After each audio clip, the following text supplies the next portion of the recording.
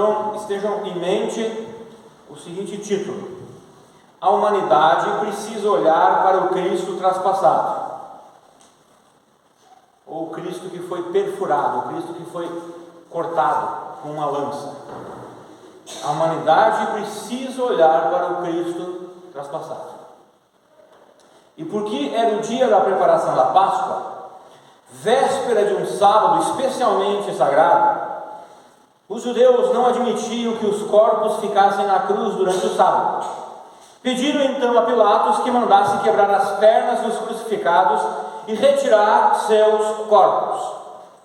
Sendo assim, vieram os soldados e quebraram as pernas do primeiro e em seguida do outro homem que com Jesus havia sido crucificado. Mas quando se aproximaram de Jesus e viram que ele já estava morto, não lhe quebraram as pernas. Contudo, um dos soldados perfurou o lado de Jesus com uma lança. Imediatamente brotou sangue e água. E aquele que a isso presenciou disse: E aquele que a isso presenciou, disso deu o seu testemunho, e o seu depoimento é verdadeiro, pois ele está consciente de que está relatando a verdade, para que também vós creiais. E todas essas coisas ocorreram para que se cumprisse a Escritura: nenhum dos seus ossos será quebrado. E mais ainda, como diz a Escritura em outra passagem: olharão para aquele a quem traspassaram. Por isso o título dessa mensagem: a humanidade precisa olhar para o Cristo traspassado, para o Cristo perfurado. Porque termina no versículo 37, até o 42, mas eu terminei até o 37. E mais ainda, como diz a Escritura em outra passagem: olharão para aquele a quem traspassaram. Por que a humanidade precisa olhar para o Cristo perfurado, para o Cristo traspassado? Por que a humanidade está perdida? Por que a humanidade está perdida? Porque os homens são pecadores, e foi por causa do nosso pecado que Cristo foi perfurado, foi traspassado. E qual é o efeito de eu olhar para o Cristo traspassado? Cristo é o Messias, Cristo é o Salvador. Jesus é o Messias prometido aos judeus e ao mundo todo. O Salvador prometido aos gentios. Ele é o único que pode perdoar nossas ofensas. Por causa do nosso crime, somos merecedores da condenação eterna. Mas Jesus é o único que tem poder para nos livrar de tal condenação. Nós somos criminosos porque nós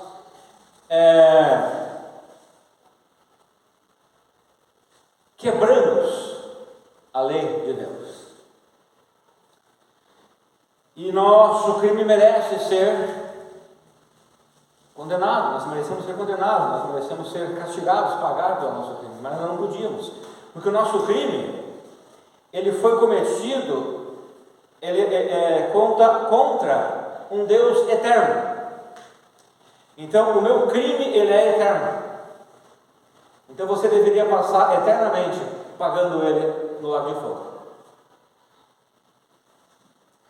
Então era impossível você pagar e eu pagar. Por isso Cristo pagou por nós. Por isso Ele morreu em nosso lugar. Quando eu olho para o Cristo traspassado, eu esqueço de mim.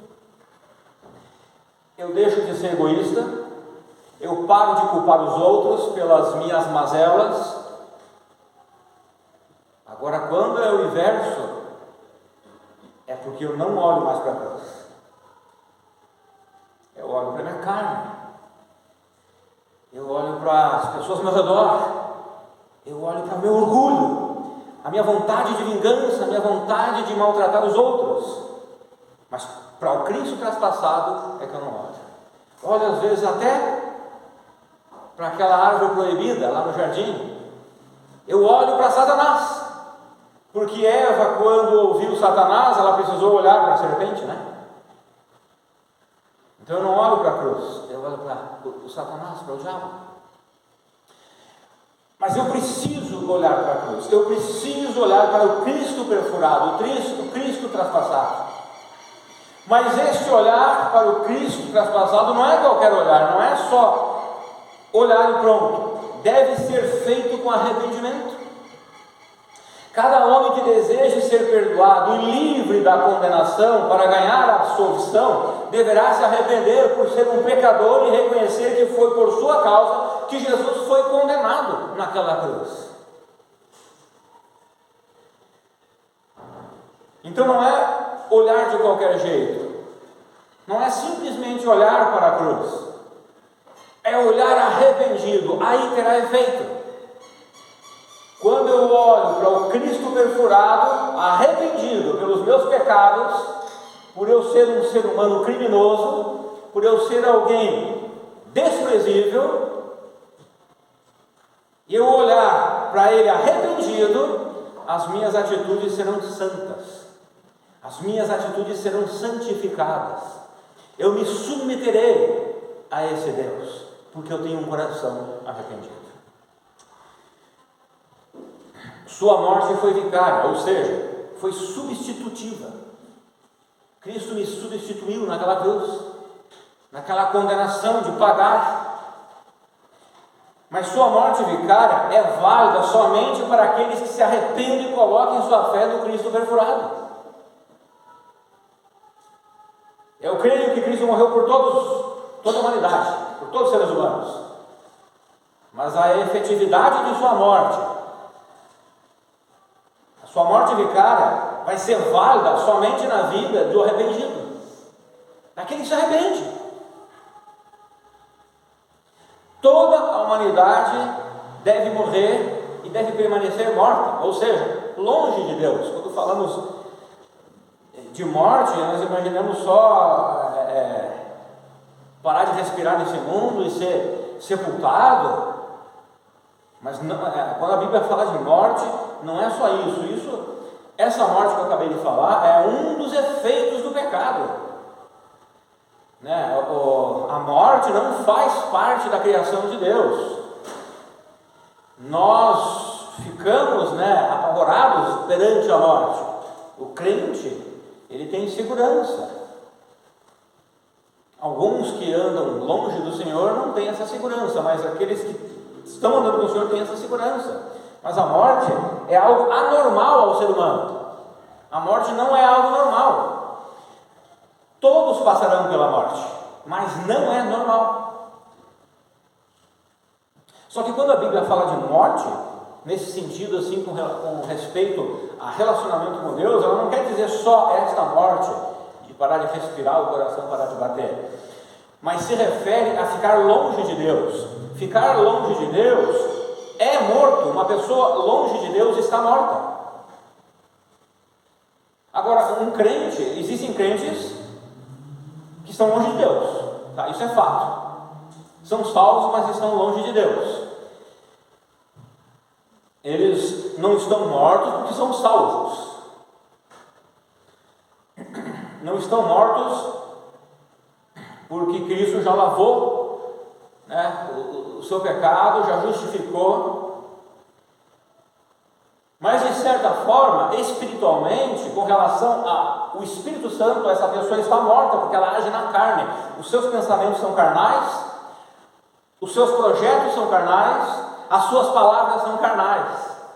E Satanás usa pessoas assim. Mas essa morte que a Bíblia fala se refere a estar longe de Deus, e principalmente com relação à salvação.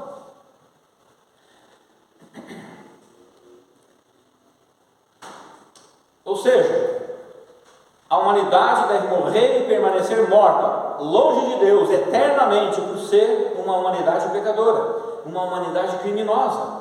A morte de Jesus substitui somente a morte condenatória dos que se arrependem por terem crucificado Jesus com seus pecados.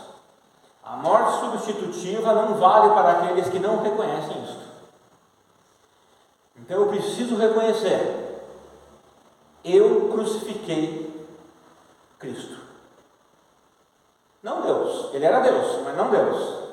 Cristo homem. Né?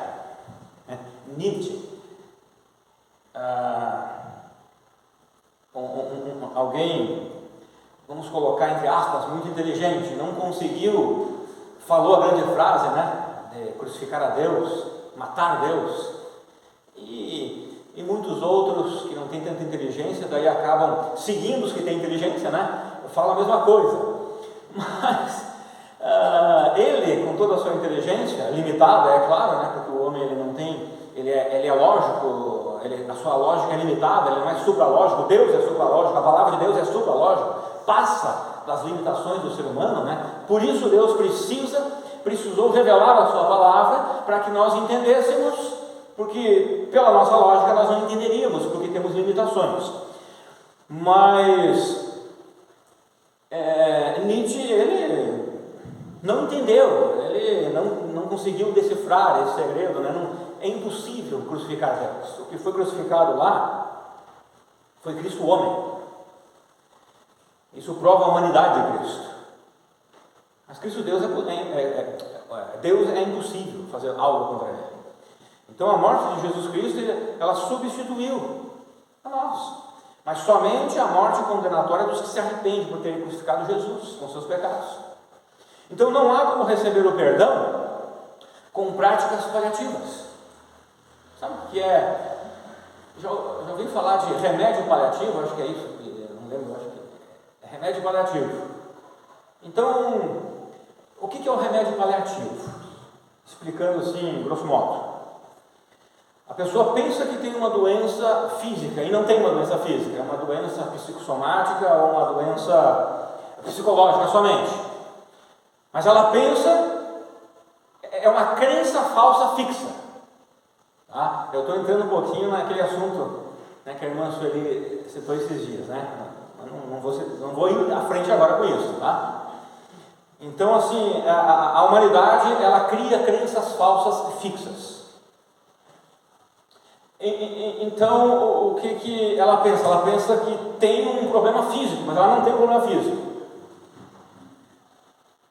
Então, hoje em dia o médico nem faz mais isso, né? Não dá um remédio paliativo, mas eu acho que não, né? Mas dá remédios mesmo psicóticos, fracos, para depender da situação. Mas assim, então a pessoa recebe lá um comprimido com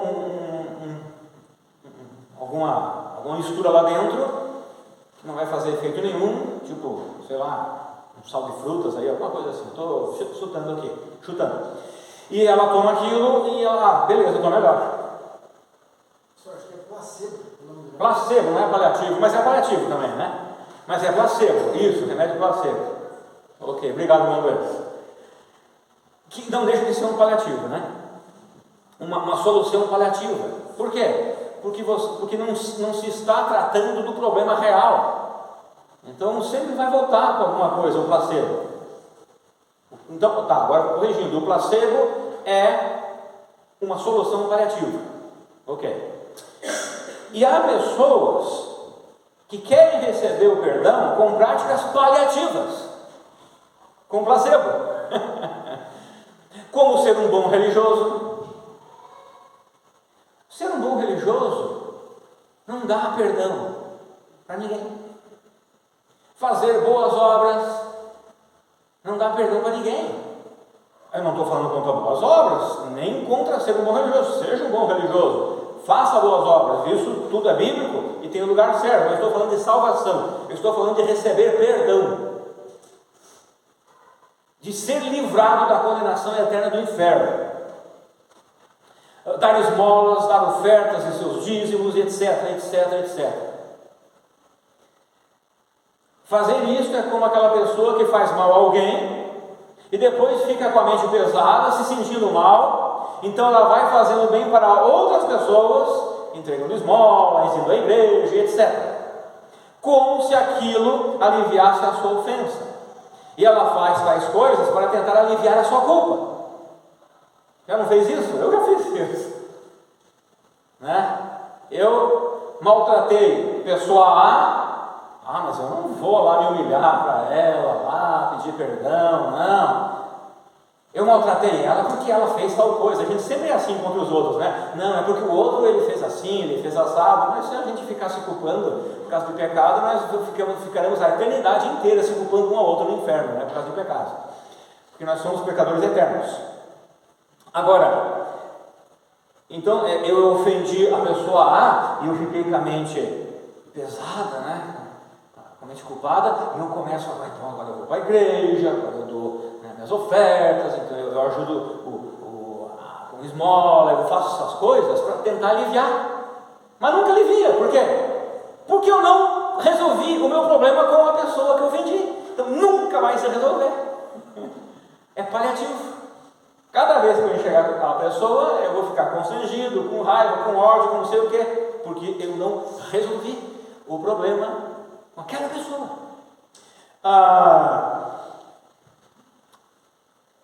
Muitas pessoas estão fazendo exatamente isso com relação à sua ofensa a Deus. Eu serei uma pessoa boa, eu farei boas obras, eu irei à igreja, eu darei meus dízimos, ajudarei os necessitados, darei esmolas, etc. E tudo isso vai me ajudar a ser perdoado. Mas é um ledo engano. Enquanto o homem não reconhecer que cometeu um crime contra Deus e não for até ele pedir perdão, não há possibilidade de receber tal perdão. Você pode fazer um escambau da sua vida, você não vai receber perdão.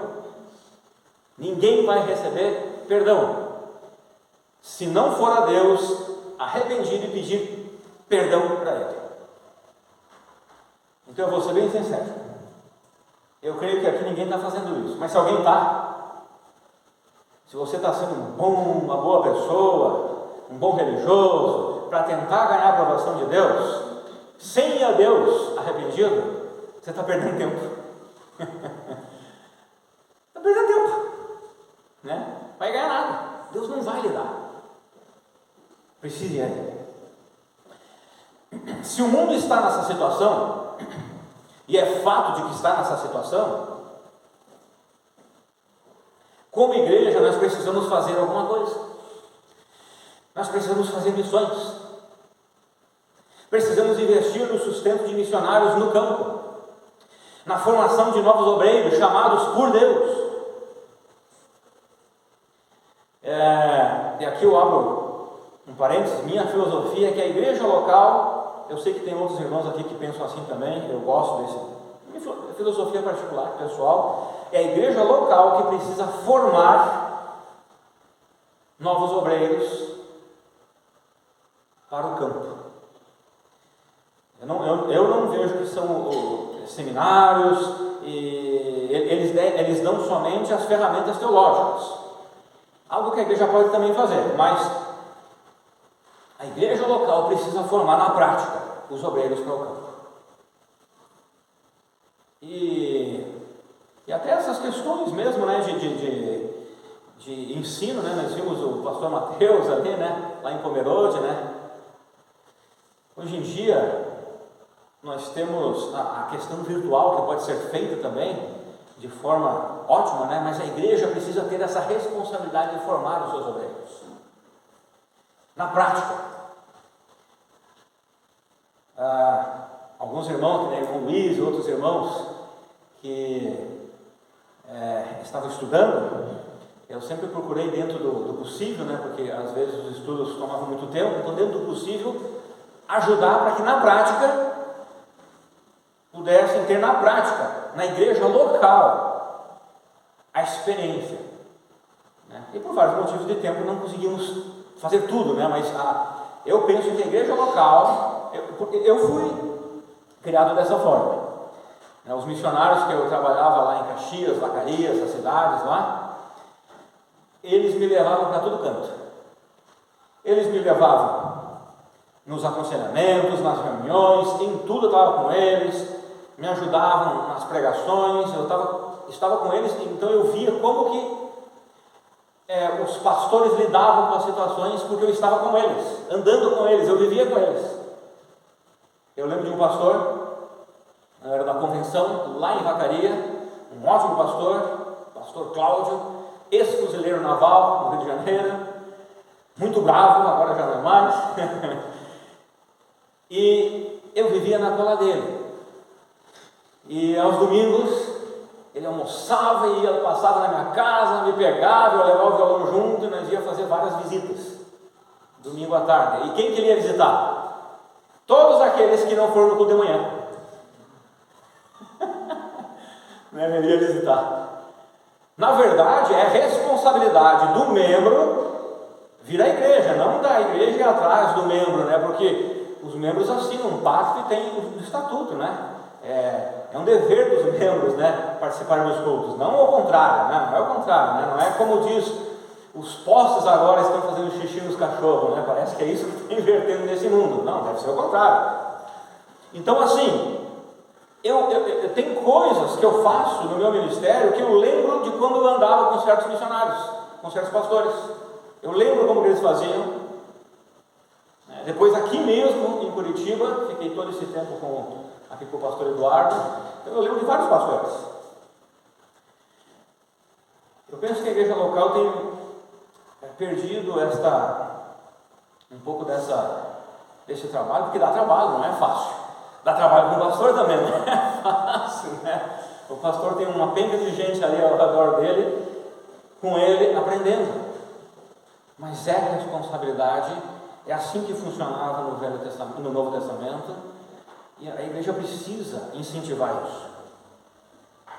A igreja precisa investir no envio de novos missionários, investir na abertura de novas igrejas, começando com congregações. E eu sou bem feliz que o nosso caixinha, nós temos um caixa de missões e nós temos um caixa especial para uma nova congregação, é isso, né? Ele está crescendo, ele está andando, está indo.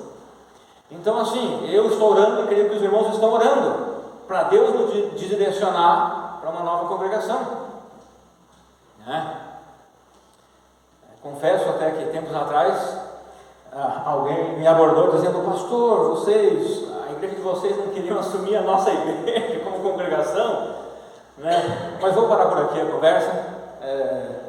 É um caso que não devemos nos meter, tá? Há casos que sim, devemos revitalizar igrejas e ajudar, esse é outro caso.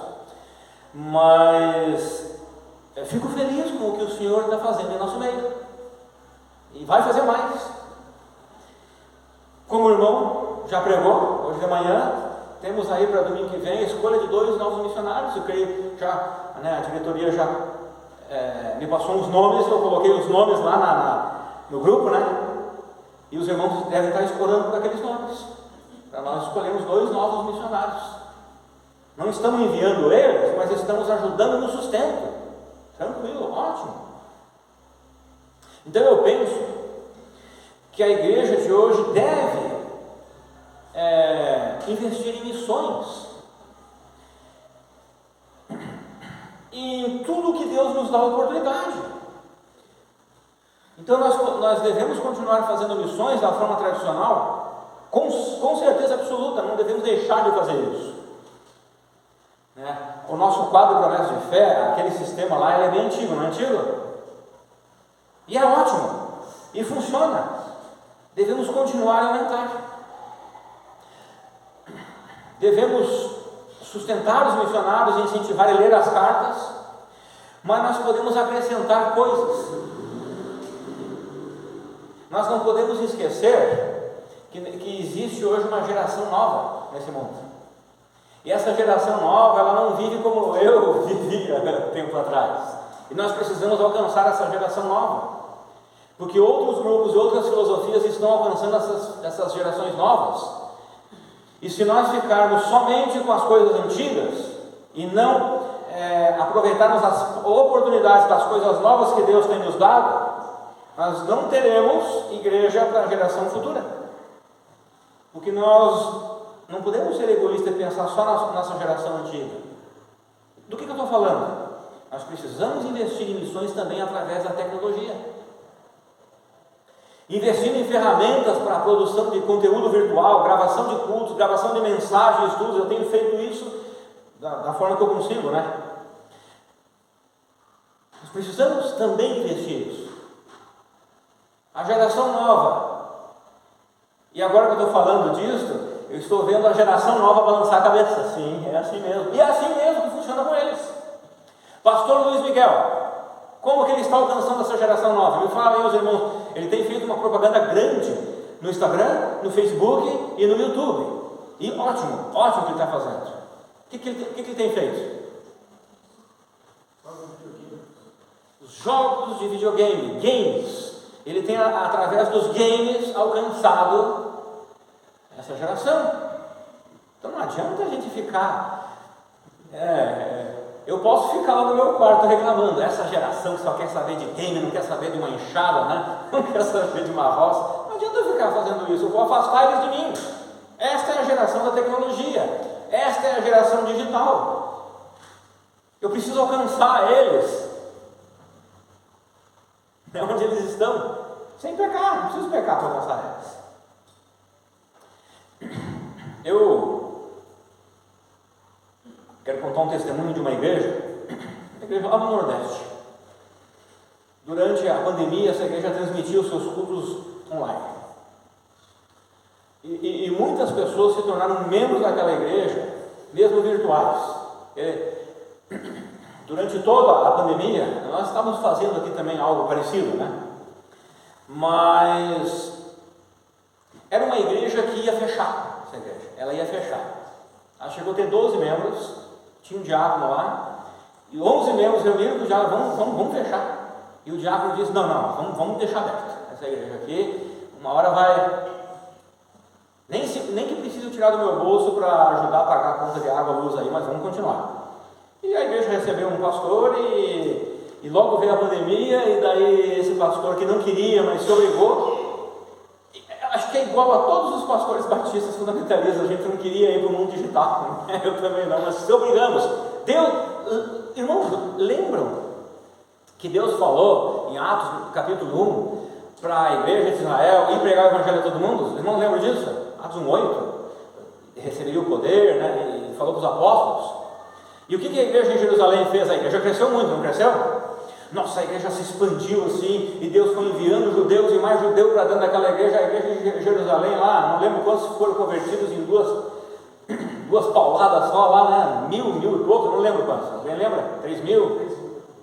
5.000? Então, a igreja cresceu muito. Deus abençoou muito. E eles estavam lá, que legal, que beleza, olha, que bom, agora nós vamos dominar Jerusalém. E Deus disse, tá, mas eu pedi para vocês irem. E eu abençoei vocês com um mundaréu de gente, um mundaréu de crentes fiéis. E agora vocês querem ficar aí? Vão mandar perseguição para vocês. Estão acendendo a luzinha? Deus tem abençoado a nossa igreja, vai continuar abençoando mais. Então, parece que Deus fez isso ali com as igrejas batistas na pandemia, né? Nós batistas, a gente não gostava muito desse negócio virtual, digital. Mas, tá bom, vocês não querem alcançar essa geração que vive disso? Vai pandemia, vai forçar os pastores das igrejas batistas a irem para o mundo digital. E nós nos forçamos a isso. E tem sido uma bênção. Aquilo que nós pensávamos que era errado, que era pecado, não era. Não é, né? A gente precisa, às vezes, saber definir as coisas, saber o que a Bíblia define como pecado e como não é pecado. E essa igreja, irmãos, então eles fizeram e transmitiam os cultos. E mais ou menos sempre a igreja estava aí já, depois de um tempo, né? Ele assumiu aquela igreja, passou um ou 2, 3 anos, a igreja foi com umas 40 pessoas. E estava indo, daí veio a pandemia e a coisa estava difícil em todos os aspectos. Daqui a pouco, mais ou menos 100 pessoas, depois de um tempo dos cultos sendo transmitidos, começaram a ajudar a igreja financeiramente. E o pastor nem conhecia ninguém, eram tudo crente virtual. Mas, peraí, não estou incentivando a igreja virtual aqui. Quando acabou a pandemia, mais ou menos essas 100 pessoas que já tinham aquela igreja deles, que nunca pisaram lá dentro, e o pastor não conhecia nenhum dos membros, foram para a igreja. Fizeram o discipulado, aqueles que precisaram ser batizados foram batizados, e os outros foram aceitos com aclamação. E a igreja de 40 foi para 150, 140 quase pessoas. E daí em diante, Como diz o irmão Adelso, só alegria. Deus abençoa daquela forma. Então, irmãos,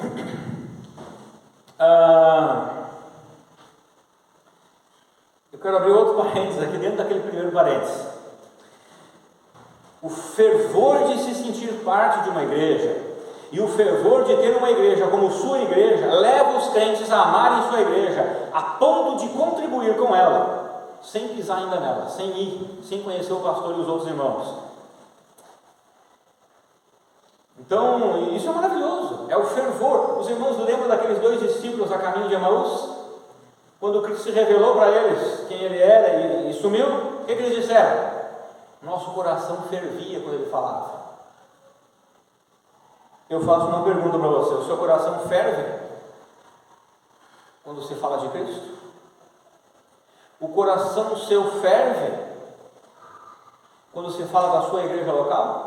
Nesse caso, a Igreja Batista Vitória é minha igreja. Não? Então tem algum problema lá no seu coração que precisa ser resolvido urgentemente. Sim, amém, graças a Deus por isso. Porque essas 100 pessoas dessa igreja lá no Nordeste, eles, mesmo virtualmente, amavam a igreja que eles nem conheciam ainda. O coração deles fervia pela igreja que eles nem conheciam ainda, a ponto que eles contribuíam com aquela igreja sem ter colocado os pés lá dentro. Isso é maravilhoso.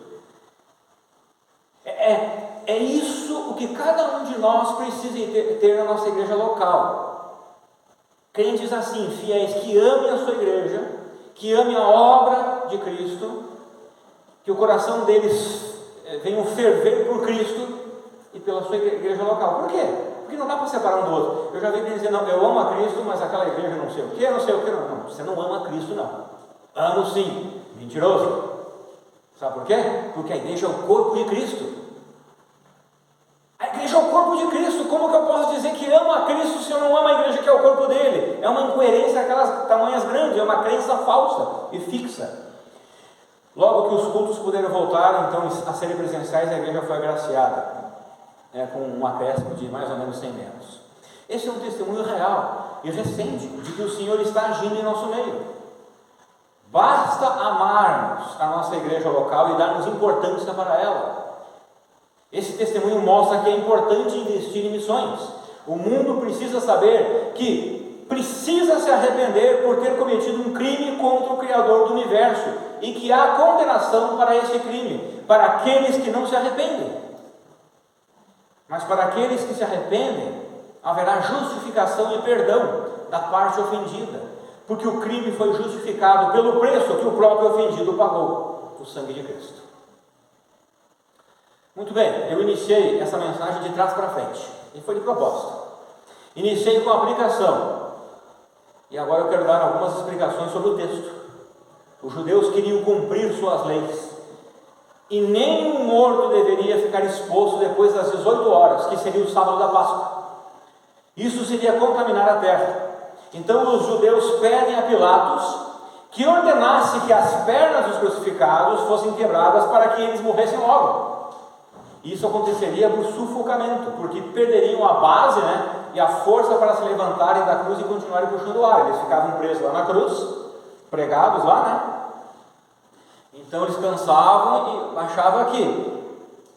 Então não parava de passar o ar aqui, Então, quando eles precisavam de ar, eles faziam força, eles respiravam de novo e baixavam. Só que os dois que estavam com Cristo, eles estavam fazendo isso e estavam vivos, e Cristo já tinha entregue a sua vida, já estava morto. Então Pilatos ordena para seus soldados fazer dessa maneira, e eles quebram as pernas dos dois homens. Mas quando chegam até Jesus, eles verificam que Jesus já havia morrido. Então, por decisão própria, eles não quebram as pernas de Jesus, mas eles cortaram o lado de seu corpo, perfuraram o lado de seu corpo. Veja lá o versículo 34 novamente. Contudo, um dos soldados perfurou o lado de Jesus com uma lança, e imediatamente brotou sangue e água. Eu não quero aqui achar chifre em cabeça de cavalo, nem inventar a roda, mas interessante observar que do lado perfurado de Jesus saiu sangue e água, ou seja, o sangue é sinal da justificação de Cristo e a água é sinal de purificação. Pelo sangue de Jesus somos justificados de nosso crime e, crendo na palavra de Deus, que tem a função da água em termos de limpeza, somos purificados de todo o pecado e de toda imundícia. Verso 35: E aquele que a isto presenciou, disso deu o seu testemunho, e o seu depoimento é verdadeiro, pois ele está consciente de que está relatando a verdade, para que também vós creiais. Vocês entenderam esse versículo? De quem está falando? Do próprio João. João sempre escrevia na terceira pessoa. Esse verso fala de João, o autor desse evangelho aqui. E encontramos essa profecia no Salmo 34:20. Diz assim, ó: o Senhor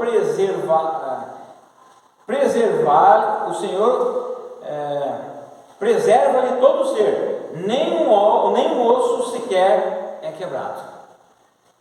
Então esse texto aqui está falando do justo do Senhor.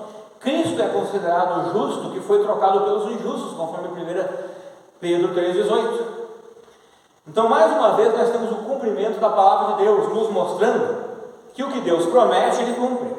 Tudo o que Ele tem prometido a nosso respeito e a respeito da igreja para o futuro, irá se cumprir na íntegra. Por isso, nós podemos confiar nas promessas de Deus para nossas vidas. Irmãos, lembra que na outra pregação de João eu falei de algumas promessas de Deus para a igreja, para nós? Existem outras que eu não falei. Uma delas, por exemplo, ele diz que as portas do inferno não prevalecerão sobre a igreja de Cristo. E as portas do inferno não têm prevalecido sobre a igreja de Cristo. Essa igreja que eu citei lá do Nordeste quase fechou, mas não fechou. Alguns irmãos queriam fechar, mas um diácono resolveu não fechar. Era uma igreja batista regular e de alguma forma eles chamaram um outro pastor que não era regular. Ninguém entende até hoje por que foi feito isso. E esse pastor tentou descaracterizar a igreja, mas não conseguiu. Eu cheguei aqui nessa igreja em Batista Vitória em 2018 e ouvi de muitos irmãos antigos, muito mais antigos do que eu aqui, testemunhos do passado de coisas que aconteceram. Mau testemunho, crentes carnais tentando fazer confusão na igreja, e a igreja permanece até hoje. No meu pastorado também tive testemunhos de pessoas tentando fazer bagunça na igreja e não conseguiram. A igreja permanece até hoje, porque ela é o corpo de Cristo. É uma promessa que Deus fez. Ele vai cumprir essa promessa. Ele vai preservar os seus, os fiéis. Ele não está dizendo que os fiéis não sofrerão. Nós vamos sofrer, os fiéis vão sofrer calúnia, vão sofrer perseguição, mas Ele não vai deixar os fiéis, que é a sua igreja, na mão. E Ele vai disciplinar os outros. Irmãos, falando de missões, ouça Mateus 24,14. E este evangelho do reino será pregado em todo o mundo, habitado, como testemunha a todas as nações, então chegará o fim. Este texto trata dos 7 anos de tribulação que virá sobre o mundo depois do arrebatamento da igreja. Esse texto aqui trata daquilo, tá? Deus levantará judeus que confiarão em Cristo para pregar o evangelho para todo o mundo, depois Cristo voltará. Esta é uma profecia e uma promessa que será cumprida no futuro. Mas por agora, Deus tem levantado outro povo para pregar o evangelho ao mundo, a igreja. Exatamente eu e você. Por isso o nosso envolvimento em missões é muito importante. Estamos participando das profecias e promessas positivas de Deus. Por que eu falei promessas positivas de Deus? Porque lembra antes que eu falei que há promessas também para aqueles que tentam bagunçar a igreja de Deus? Eu tenho irmãos, durante todo o meu tempo de conversão, eu coloquei a fé em Cristo aos 18 anos, que Cristo me buscou. Tenho visto, testemunhado famílias sendo destruídas por mexerem com a igreja de Cristo. vidas sendo destruídas por mexerem com a igreja de Cristo.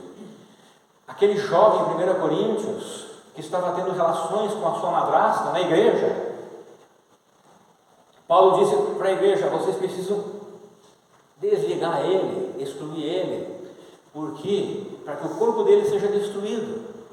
Ele é salvo, ele vai para o céu, mas que o corpo seja destruído. Ou seja, desliguem ele para ele perder a proteção de Deus, porque ele não quer se arrepender por estar cometendo um pecado e está dando um mau testemunho da igreja de Cristo. Então desliguem ele para que ele se destrua no alcoolismo, nas drogas ou com doenças venéreas. E esse testemunho não para. Aos dias de hoje ainda isso acontece com pessoas e pessoas que deixam Cristo ou que tentam mexer na menina dos olhos de Cristo, que é a igreja dele, e bagunçar com a sua igreja. Mas nós temos um testemunho muito melhor, que é o testemunho de Cristo. Então esse versículo aqui é válido lá para os 7 anos de tribulação, para judeus que Deus levantará para confiar nele e vão pregar o evangelho. Mas hoje Deus tem levantado um povo para fazer missões, que é eu e você. Versículo 37, mais ainda, como diz a Escritura em outra passagem: olharão para aquele a quem traspassaram. Esse verso se refere ao futuro. Zacarias 12:10 diz assim: mas derramarei sobre toda a família de Davi e sobre todos os habitantes de Jerusalém um espírito de ação, de graça e de oração. Eis que eles olharão para a minha pessoa, aquele a quem eles mesmos traspassaram, e prantearão e se lamentarão por ele, como quem chora a perda de um filho único, e verterão lágrimas de enorme amargura por ele, como quem chora a morte do primogênito. Esses textos, o que eu li em João e esse de Zacarias,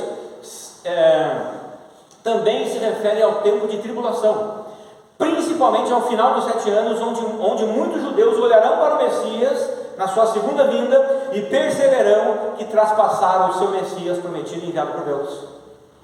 Mas o grande princípio, então, pastor, se esse texto é válido para os judeus, o que eu tenho a ver?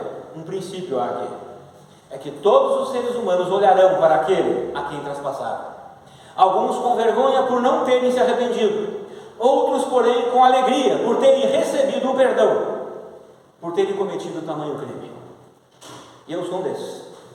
É preciso olhar para o Cristo traspassado de maneira arrependida para poder obter a salvação. E a igreja precisa pregar esse Cristo que foi perfurado ao mundo, mostrando o motivo pelo qual ele foi perfurado: por causa de nossos pecados. O que eu estou fazendo para que o evangelho chegue a mais e mais pessoas? Já ouvi crentes dizendo que não se deve enviar missionários para a Europa, porque eles são ricos e o evangelho lá já foi muito difundido. Mas e se hoje a Europa vive em trevas? Então essa geração não deve ter missionários entre eles, só porque eles são ricos? Os ricos não devem ouvir o evangelho? Porque eles são ricos não quer dizer que eles estão investindo suas riquezas no evangelho, mas nós, que somos pobres, nós podemos investir sim nossos poucos recursos em missões. Irmãos, a igreja precisa andar conforme as oportunidades que o Senhor tem nos oferecido. Eu conheço vários missionários lá nos Estados Unidos que têm enviado missionários, a igreja tem enviado missionários para a Europa. O irmão Lucimar leu a carta do pastor Mateus, que está em Pomerode ajudando o pastor Luiz Pereira. Eu conheço bem o pastor Luiz Pereira. E o pastor Luiz Pereira, ele falou de Nova Guiné e outros irmãos lá da África. Ele tem um ucraniano lá, jovem, que veio morar no Brasil e está com ele lá. A igreja precisa andar conforme as oportunidades que o Senhor tem nos oferecido. Precisamos investir em missões, e podemos fazer isso da forma tradicional, mas também podemos fazer de forma moderna, porque os tempos mudam, as culturas mudam, vivemos numa era digital, precisamos olhar para essa questão com carinho também com relação a missões. O que não se muda são os princípios bíblicos, eles são atuais para todas as épocas, mas usar essa questão como um pretexto para não mudar algo que é apenas cultural, de preferência, forçando para que se veja como um princípio bíblico, é não aproveitar as oportunidades de Deus para a nossa igreja nessa era. A mensagem do evangelho nunca deve mudar, ela é imutável. Todo homem é pecador, e não há um sequer que faça o bem, e que procure a Deus. E por ser pecador, o homem está condenado à morte eterna, que é a separação eterna da presença de Deus. E isso quer dizer que nunca mais haverá possibilidade de arrependimento lá na eternidade no lago de fogo, porque lá não haverá mais a presença de Deus. Você imagina as pessoas indo para o lago de fogo, lá não terá a presença de Deus. Por isso, depois que eu morrer eu dou um jeito. Não tem como dar um jeito. Que negócio é esse, eu dou um jeito? Não existe isso. Você está brincando com Deus, com o Todo-Poderoso, o Onipotente? Não se dá jeito nenhum. Não, mas eu vou lá para o inferno e eu converso com Deus. Você não vai conversar com Deus coisa nenhuma lá no inferno. Deus não estará lá no inferno com você. Você não terá contato com Ele, você vai ficar separado para sempre. Já era. Você tem chance de conversar com Deus agora, ou lá não mais. O tempo é agora, e todo homem que Deus está buscando com sua infinita graça deve se arrepender de seus pecados, crer somente na obra redentora de Jesus e crer na sua palavra. Isso não muda.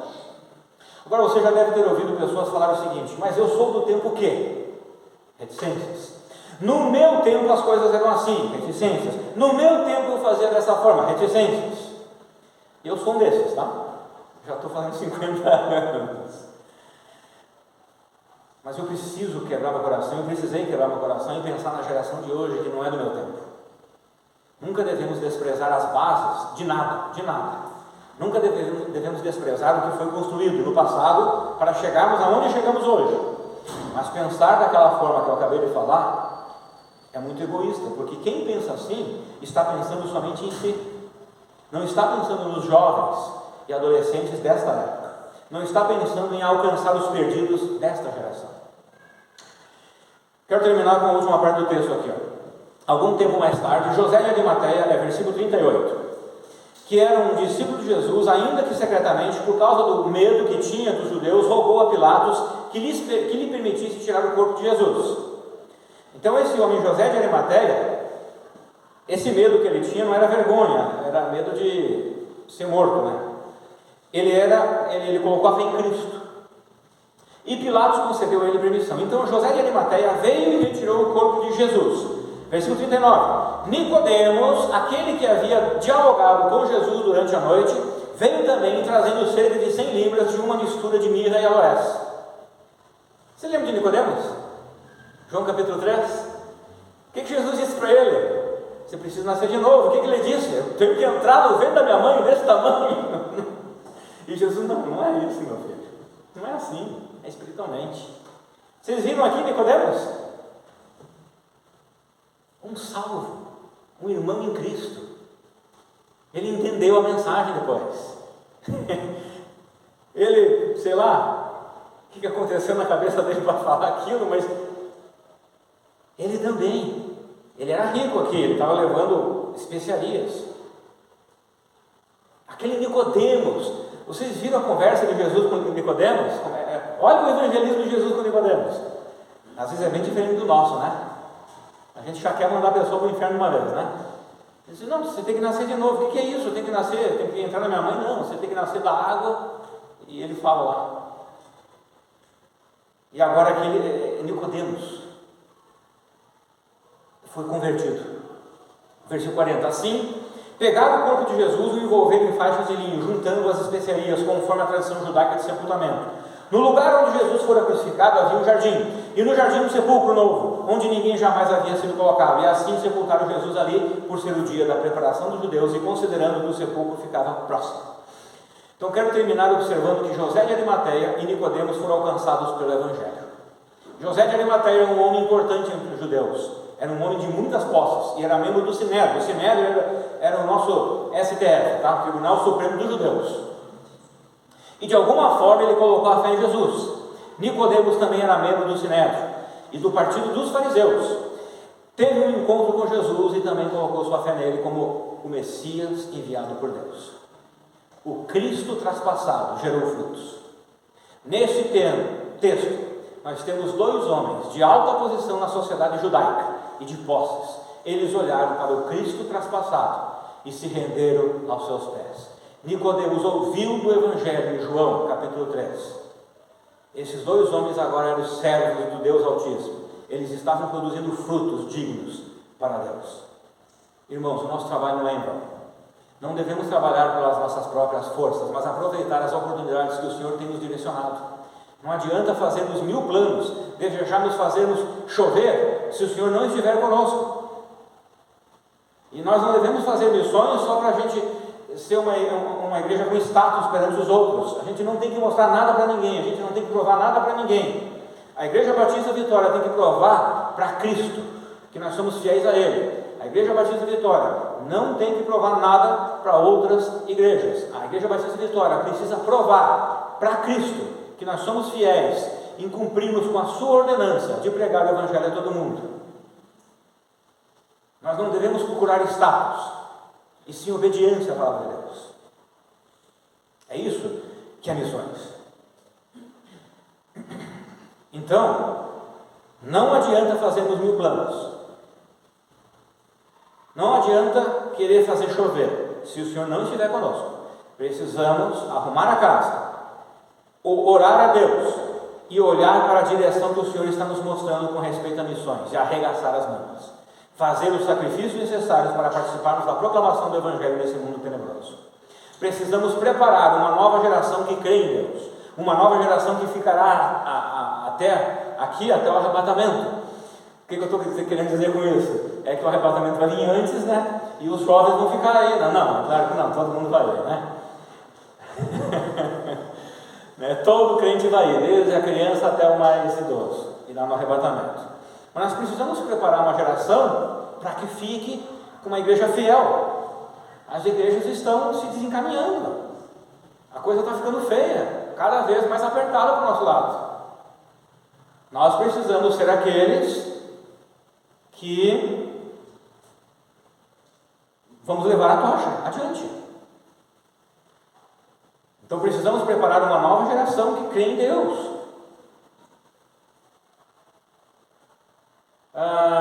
E que seja voluntária na proclamação do Evangelho, uma geração que não vive somente para si. Precisamos incentivar e encorajar as próximas gerações a terem coragem de proclamar o Evangelho. Muitas pessoas não proclamam o Evangelho e não ajudam na proclamação do Evangelho financeiramente. Alguns só proclamam quando há algum evento ou quando um grupo sairá pelas ruas. Mas eu fico extremamente angustiado, porque sei que a maioria dos crentes não proclamam o Evangelho na escola, onde estuda, na faculdade, no trabalho. Eles têm vergonha de se identificarem como crentes, eles têm vergonha que saibam que eles são, o que eles são nos finais de semana, onde eles vão aos domingos, se vão na igreja ao domingo, né? Porque muitos crentes nem vão. São crentes que não conseguem abrir uma conversa sobre a vida eterna, sobre o futuro, sobre a esperança com outras pessoas. São crentes que nem conseguem convidar alguém para vir à sua igreja para assistir um culto. Isso é lamentável. Tem crentes que só vivem para eles, para os seus programas favoritos, para o seu dinheiro, para o seu carro, para o seu lazer. E ainda acham que tem a razão. E que eles pensam que eles estão acima da palavra de Deus. Porque tem crentes que chegam assim para mim. E o que eu vou falar? Nada, fico quieto. Porque eu vejo que estão totalmente deturpados pela sua carne e por Satanás. São crentes que não conseguem convidar alguém. Isso é lamentável, porque Cristo foi traspassado para ser anunciado ao mundo. Isso é lamentável, porque não há outra maneira de se obter o perdão e, consequentemente, a salvação. Muitos têm vergonha e medo de proclamar o Evangelho a um colega de trabalho, ou de faculdade, ou de escola, ou de um lugar público. Eu faço academia, eu não faço academia, eu não idolatro o meu corpo. E nem quero isso. Isso seria um erro da minha parte. Mas eu faço por causa da minha saúde. E tem me ajudado muito. Dormir bem e na minha disposição. Mas tudo bem, questões de saúde. O crente precisa cuidar também da sua saúde. Mas na academia onde eu faço, estou 6 meses lá, o professor sabe que eu sou pastor. Um senhorzinho já sabe que eu sou pastor daqui. Um outro jovem, já conversei com ele e convidei para vir para a igreja. O dono da loja, né, o Lucas Quem tem, que conhece também, já falou com ele de Cristo. Eu já falei, o dono da loja de suplementos lá, falei. Quando eu encontro uma pessoa e converso com ela, eu penso, como que eu posso entrar no Evangelho com ela? Quando eu faço um negócio com uma pessoa, eu penso, como eu posso convidar essa pessoa? Então assim, se você tem essa dificuldade, leva um folheto junto. olha um folhetinho, mesmo que você tenha vergonha, olha um folhetinho aqui, pega o folhetinho, sai correndo, pronto, começa assim. Eu nem folheto levo mais comigo, sabe por quê? Porque quando eu encontro as mulheres do caixa lá do Jacomar e do Condor, eu convido para vir para a igreja. Eu digo, olha, eu sou pastor da Igreja Batista e tudo, vai lá assistir um culto, eu tenho esses horários e tudo assim. Quando eu encontro uma pessoa, eu não penso só em fazer um negócio com ela, só aprender com ela. Eu sempre estou pensando assim, ó, como que eu vou conseguir convidar ela. Se eu vou fazer um curso, eu sempre estou pensando no meu professor, como que eu vou falar o evangelho para ele, como que eu vou convidar ele para ir na igreja, como que eu vou dar um folheto para ele, sempre dessa forma. Mas a maioria dos crentes não faz isso. E isso é lamentável. Então assim, não interessa se eu estou na academia, eu não vou fazer só exercícios lá na academia. Eu vou cuidar da minha saúde e vou proclamar o evangelho. Eu vou convidar as pessoas que vierem conversar comigo. Coitado deles, vão ter que ouvir o evangelho, ser convidado para vir para a igreja, né? Uns nunca mais vêm conversar comigo. Fazer o quê? Tranquilo, né? Não tem problema. Então assim, precisamos proclamar o evangelho. Hoje em dia você pode compartilhar as mensagens da igreja, da nossa igreja, no YouTube. Tem as mensagens lá, você pode pegar e compartilhar. Eu vou compartilhar, eu faço isso. Eu compartilho as mensagens para irmãos e para descrentes. Eu compartilho. Ó. Eu sei que tem irmãos aqui que fazem isso também. Ó, vou compartilhar uma mensagem lá da nossa igreja, lá, ouve a mensagem. Muitos até pensam, não, mas eu não vou fazer isso, Deus vai enviar alguém mais corajoso do que eu. De repente o pastor da igreja, ou um seminarista. Mas o pastor e o seminarista não têm a mesma oportunidade que você tem. Eles não têm o mesmo contato que você tem. Além do mais, o Senhor está colocando você em contato com aquelas pessoas, não eu. Sabia disso? As pessoas que o Senhor tem colocado em contato comigo, eu procuro convidar para vir para a igreja ou falar do evangelho. Esses dias eu falei com uma diarista que foi fazer uma limpeza para mim, e eu falei para ela, olha, sou da igreja assim e tudo, eu conversei com ela. Agora, as pessoas que o Senhor tem colocado para você, não é minha responsabilidade, é sua responsabilidade. Não é dos seminaristas, é sua responsabilidade. O Senhor tem colocado pessoas. Muitos dão a desculpa de que serão humilhados e não podem diminuir a posição que alcançaram na empresa ou da instituição. Né? O irmão Luiz até falou hoje pela manhã, da humilhação, né? Quando você se torna um crente na família. Já outros se desculpam que não pode falar de outra coisa a não ser coisa referente ao trabalho. Não. Eu estou no trabalho, tenho que falar do trabalho. Todos os crentes que eu conheci no trabalho, eu falo de futebol no trabalho. Tá? Falam das férias, como foram as férias dele no trabalho. Falam de outras coisas no trabalho. Mas do evangelho não pode, porque é o trabalho. Tem coisa errada. Irmãos, precisamos ser mais sensíveis e investir nossas vidas na proclamação do evangelho. O nosso Cristo foi perfurado, foi cortado, foi traspassado por mim e por você. Nós precisamos agir como José de Arimateia e Nicodemos. Mesmo que eles estavam com medo de serem mortos, e mesmo sendo homens ricos e membros do Sinédrio, não tiveram vergonha e tiveram que vencer o medo deles, porque eles estavam com medo, né? A Bíblia fala que estavam com medo, mas José de Arimateia precisou vencer o medo. Então eu sei que você tem medo, eu também tenho, eu sou de carne e osso. Não é porque eu sou pastor que eu sou um super-herói, tem o S ali, não, né? Eu sou de carne e osso igual você, tenho os mesmos medos que você, as mesmas vergonhas que você. Nós precisamos vencer, como José de Arimateia, nossos medos e nossa vergonha. E precisamos se identificar com o Cristo traspassado. Amém? Deus abençoe.